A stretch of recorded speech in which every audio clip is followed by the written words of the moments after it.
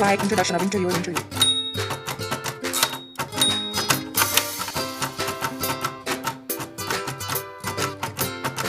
Hello everyone. Welcome to a special episode of the It's My Job podcast. We are celebrating Braille National Awareness Month. This is Jose. I am a transition student from Colorado, and my teacher, Miss Christine Dolly, is a podcast facilitator. The It's My Job podcast features students interviewing adults who are blind or visually impaired. Now for today's interview. We are interviewing students and teachers about their Braille skills.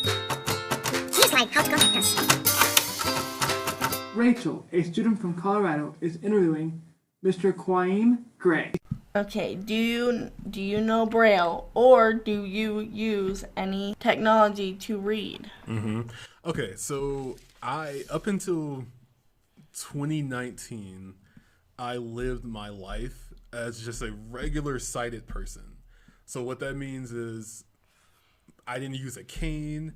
I knew nothing about Braille. I didn't know what voiceover was. I never heard of the word voiceover before, or JAWS, or a Braille reader or writer, nothing, none of that until 2019 when I came out here and I went to the Colorado Center for the Blind. They kind of, they introduced me. Yeah, they introduced me to the world of blindness. I had no idea. I was still driving a car up until 2018. So wow. It was, and Crazy. for Rachel, if we had time, we could go into all the stories, but so I didn't know anything about it. I went to CCB and I was introduced to it.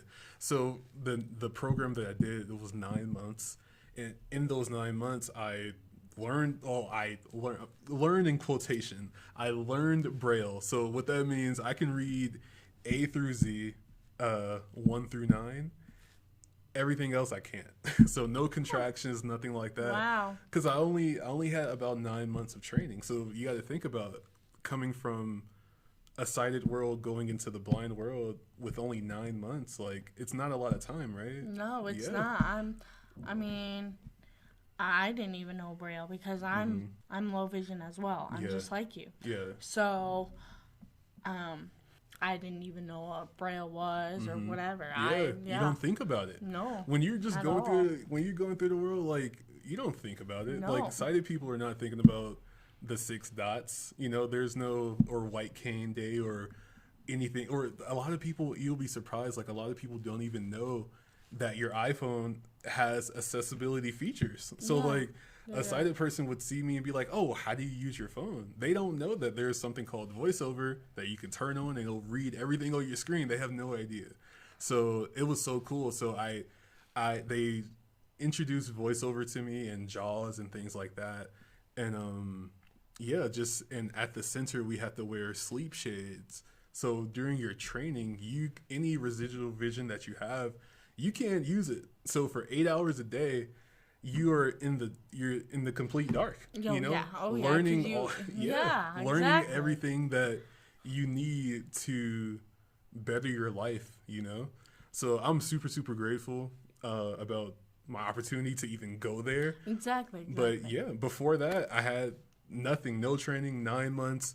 Now I kind of know Braille. I know a little bit about assistive technology, and now I use a cane every day. Wow. So I never even knew what JAWS was. You don't think about it. No, I was totally blank. I didn't even know what it was. Yeah, and now look at you. Yeah, pretty much. Now look at you. I'm hearing it all the time. Yeah. Okay. All right, sorry. Do you have any questions for me? Now let's listen to my testimony about my own Braille skills. Well, I started learning Braille once I lived in Mexico, and the way I started learning Braille was using a slate and stylus, and I picked it up since then once I moved to the US, and I started learning the Perkins Braille writer since I first ended up in kindergarten, and I've used it throughout my kindergarten and the rest of my elementary school years and middle school, and I used it throughout the majority of my high school years doing my math, science, reading, writing, and currently within the workforce, I might use it occasionally, but most of my work experiences might be throughout a computer, but I might use it to read advertisements and maybe recording scripts for telemarketers. Now, let's listen to Cheyenne a transition student from CSDB. So I started slowly learning Braille in first grade because that's when I went totally blind. And then I went full on in second grade. I don't use Braille as much as now as I did back then. And since I'm getting into the workforce, I feel like there's going to be less and less of Braille. I use functional Braille. I read for fun like my Bible in Braille. There are 17 flippin' big volumes. Let's listen to Rachel, a transition student from CSDB. I've been learning Braille for 6 months now. I am learning the ABCs in Braille, and the reason why I'm learning Braille for 6 months is because my vision is going to deteriorate as I get older. So I might as well get the feeling of Braille and whatnot without any vision, because I'm not going to have that anymore after 4 more years. Well, I could use Braille at home in recipes or whatever. It's easier to produce Braille right now that I have vision, but as I get further along with it, I want to read more Braille. I want to learn the ABCs more. I want to, use functional Braille. Hi, my name is Marty Rand. I'm a teacher here at the Collegiate School for the Deaf and the Blind. I've been totally blind since birth. Started learning Braille when I was about 4 years old, and I've slowly kind of progressed over the years so that I now am able to read most of the common literary code and some of the Nemeth code, which I had to learn for math. But I used Braille a lot in school, all through my K through 12. It unfortunately decreased a little bit in college, and I use it most days now to label things and to read worksheets, to read messages. If I need to have something that I need to remember, I'll usually Braille it out. I use a Braille note taker to take notes and other things. So Braille is still a really important part of my life, although maybe I don't use it every single day. It's still a very, very important, the one thing I will say is when I learned contracted Braille, I began to have issues with spelling. And it's because of the way that contracted Braille, like a CH is one character, which covers 2 letters. And so it takes your brain a minute to convert that over and say, oh, that's a CH. I mean, you kind of know it. When you go to write it, it may not always come out that way. For the longest time, I thought that egg, EGG, was spelled with only one G because of the way it was contracted. The word sink, SINK, was spelled SIK because I wasn't recognizing that IN was a drop-down symbol and that it represented 2 letters. Actually cured me of that was learning how to type. But overall, it is the blind person's means of reading and writing and being literate, which without that, you don't learn formatting, like how paragraphs are indented, for example. You don't learn punctuation. You don't learn a lot of things that you think you might learn auditorily. You just don't learn those things unless you're reading them under your fingertips. I also have a Braille embosser that I use a lot. In fact, I used it about 3 or 4 times yesterday to print out just different things that I needed, like lessons for kids and just different stuff that I needed to keep track of and have really quick access to that I could have looked up on the computer, but it was really a lot easier for me to have access to a hard copy worksheet that I could then look at, and in doing so, I don't lose my skills that way either. But I use my Braille embosser quite a bit. I use it to print out because I help to teach Braille to students and to work with students in reading Braille, and so I use that Braille printer a lot to print out Braille articles and recipes for independent living skills classes and, like I said, handouts for myself, all kinds of different things. So it's a really important tool that I use a lot. Hello, my name is Seamus Jackson. I am 14 years old and I am in 8th grade. So I learned Braille when I was about in kindergarten. However, I didn't really know much Braille.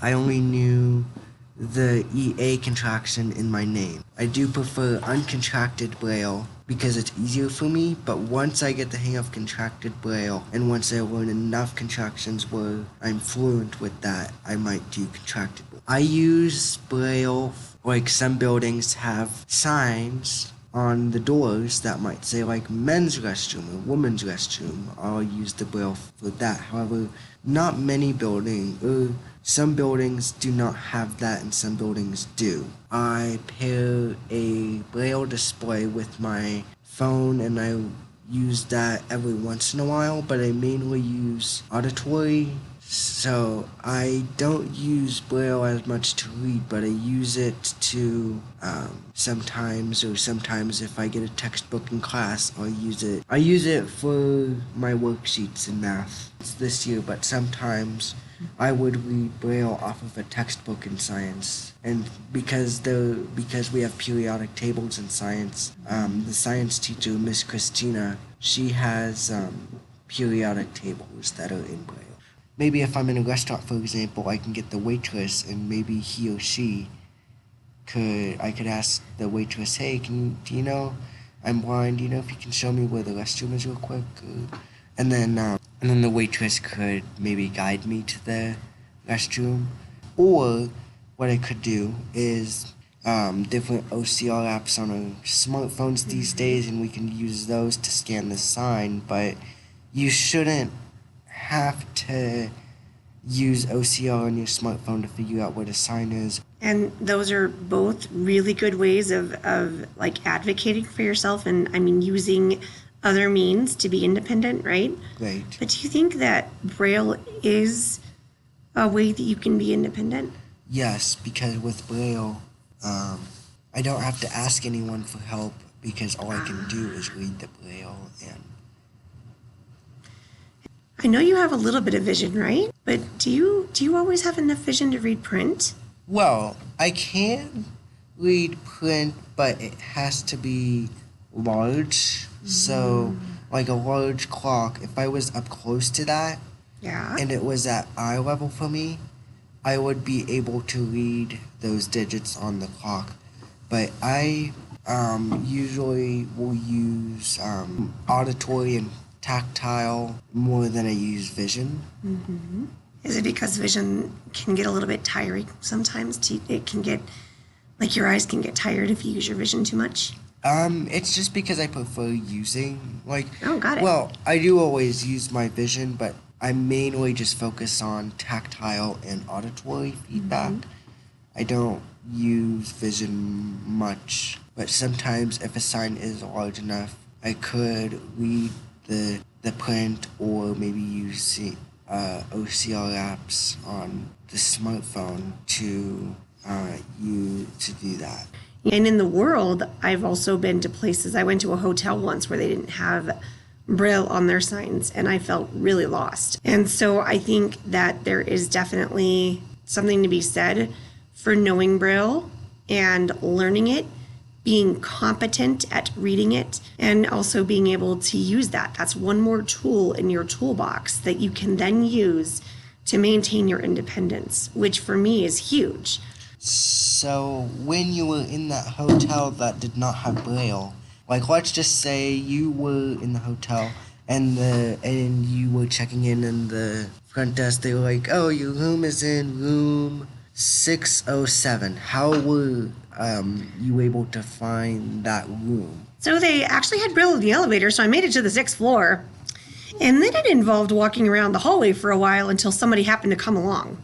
And I did try to, I had been exposed to like print and numbers a little bit as a young child. And so I was able to read some of the numbers, which helped to kind of clue me in. But ultimately, I kind of had to wait for somebody to come along because it was before like Seeing AI and some of these other apps we now have access to help me figure out where I was and to figure out that I was actually at the right room, or if I wasn't at the right room, where I needed to go to get to the right room. So it was a very interesting experience. And honestly, I also had another experience where I went to a Target store, and at the time, those signs were not actually brailled correctly.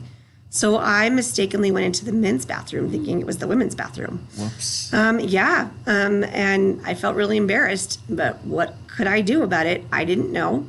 Until I came out and somebody said, oh yeah, you're in the men's bathroom. And then I was like, oh, that's awesome, thanks. And so it just goes to show that even if we have Braille signage, sometimes attention is not paid to making it correct, making it to the point where it's usable. And so we always need to have, unfortunately, well, or fortunately, you can look at it either way, but we always need to have, another tool at our disposal, whether it be asking somebody that's there or whether it be, using an app. Maybe cell service isn't that great, right? So, is your app going to work? No. So then what do? Right? Which is why advocacy or asking for things that you need, asking for help is so key. Yes, because it's better than, because if you use Sing AI and it just is like, sorry, it's just taking a long time on that processing screen, just like, I need to go to the bathroom really bad. Right? I'm not sure where I am. I'm just waiting, and then all of a sudden it's like, I'm sorry, I can't really know what that is because I don't have an internet connection. And then you're like, Exactly. okay, well, that won't work. But yeah, that's why it's a key to ask for help. Mm-hmm. Yep, ask for things to be brailled. I mean, if there is a sign that's brailled incorrectly, definitely let the store know about it. When I was in the hotel, they happened to already know about it, but I reminded them and said, hey, just an FYI, I think you mentioned this to me, but your signs don't have braille on them. Could we correct that? Like, could we work on making that more accessible to people like myself who come in here and who are going to use braille to find out where they are and where they need to go? So they knew about it, but they just didn't really think about it? Well, they knew about it and they were in the process of working to correct it. But it was taking some time to find somebody who could braille the signs and to actually put them up and things like that. And you'll often find that in the world where, and even here, it took a really long time to get the signs for this building. And we had to, advocate for a number of years, at least a couple of years, I think, to get that done. So it's because we're in the minority, right? We're a small group, right? Sometimes it means that people don't always think about what we need, which means we have to think about what we need because we're really the only ones that know what we need. Because if we're not speaking up, right, the majority of people, aka all of the sighted people in the world, most of them aren't going to care and they're not going to think about what we need because they have what they need. Right? Yes, and is that why, like, even if, like, when you download something and then you find out that they didn't think about accessibility and you can't use it, is it kind of like the same thing, like when you download an app Pretty and then much. it's not accessible? That's exactly right. So it's everywhere, but I would definitely say that getting back to Braille, it is very much something that I think is overlooked in today's society as being viable and valid, something that we need to continue to teach our kids, even if it's functional, because that is where the rubber meets the road. Okay, so maybe we're not necessarily going to read an entire recipe. Maybe we will one day, but we still need to be able to identify those signs. Maybe the lighting isn't great and our vision isn't great. Maybe our cell service doesn't, our cell phone doesn't have great service. And so our Seeing AI or IRA, maybe those apps aren't working, right?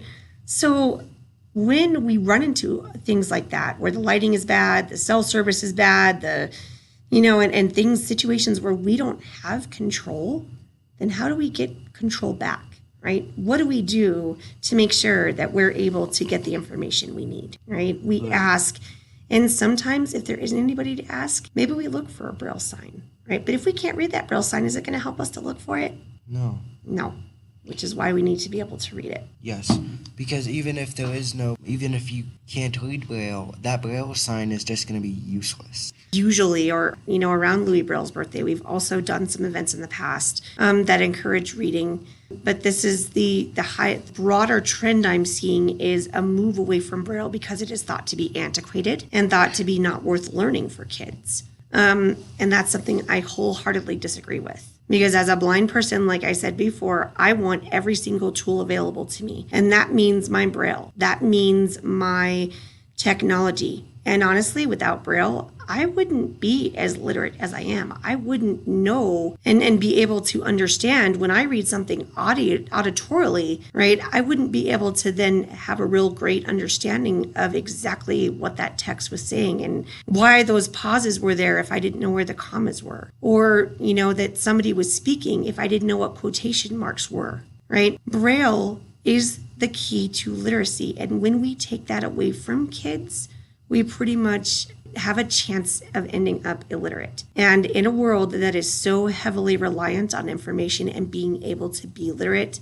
that's a great disservice we do to our kids.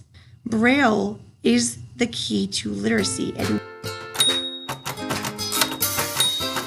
Hey y'all, thanks for listening to episode 32 of the It's My Job podcast. What do you think? I loved the opportunity for celebrating Braille National Awareness Month. What do you think? Do you like to read Braille? Would you like to learn how to read Braille? If so, post a comment on our Facebook page letting us know. Just search for It's My Job podcast. Are you new to the It's My Job podcast? If so, welcome. We want you to know the email address is askitismyjob@gmail.com. That's askitismyjob@gmail.com. No spaces and no apostrophe. Each of our episodes is on the Perkins Path Technology blog and the APH Career Connect website. And finally, the It's My Job podcast has a YouTube channel called It's My Job Podcast, where you'll find all our interviews. If you like this episode, head over to YouTube or Facebook to listen to my interview with Evan, an audio production technician from the Audio Information Network of Colorado, and many other interviews. This was our 32nd episode, and we want to make many more, and we need your help. If you are a student who is blind or visually impaired and would like to be an interviewer, please have your teacher or parent contact us via Facebook or email, and we will get you matched up with an interviewee. If you are an adult who is blind or visually impaired and would like to be interviewed, please send us a message via Facebook or our email, and we will get back to you. Last slide, credit. We have a lot to be thankful for in this episode. Thanks so much to students and teachers as the interviewee. This interview was facilitated by my teacher, Miss Christine Dolly. Thank you, Miss Dolly, for providing students with meaningful opportunities and to experiment with what you always tell us. You don't need sight, you need a vision. Thanks to Perkins Path for the vlog posts. And thank you for the Career Connect website from the APH for sharing our interviews. Our music is from purpleplanet.com. We hope that this podcast is becoming a great opportunity to learn from each other and increase awareness about all the amazing jobs that are being done by people who are blind or visually impaired.